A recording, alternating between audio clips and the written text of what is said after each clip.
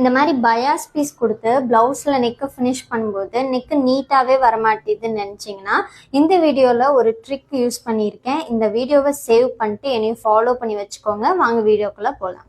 இதை ஃபினிஷ் பண்ணுறதுக்கு நான் கேன்வாஸ் பேப்பர் யூஸ் பண்ணுறேன். ஸோ கேன்வாஸ் பேப்பர் உங்களோட நெக்கோட ஹைட்டுக்கு ஏற்ற மாதிரி எடுத்து வச்சுக்கோங்க.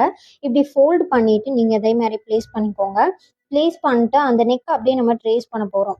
ஓகே, கேன்வாஸ் 2 ஃபோல்டில் இருக்கணும். அதே மாதிரி நம்ம மெயின் ஃபேப்ரிக்கும் 2 ஃபோல்டில் இருக்கணும். இப்போ இதுக்கான சீம் அலவன்ஸ் நான் எப்படி மார்க் பண்ணுறனோ இதே மாதிரி மார்க் பண்ணிட்டு ஃபுல்லாக கட் பண்ணி எடுத்துக்கோங்க.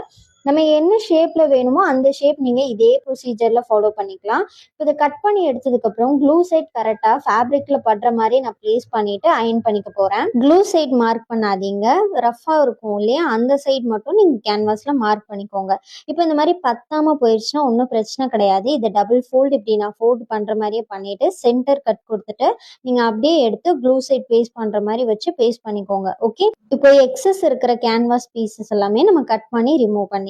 அவ்வளவுதான். இதே மெத்தட்ல நீங்க ஃபாலோ பண்ணி பாருங்க. கண்டிப்பா நெக் நீட்டா ஃபினிஷ் ஆயிருக்கும். எக்ஸஸ் இருந்தா கட் பண்ணிக்கோங்க. தேங்க்யூ.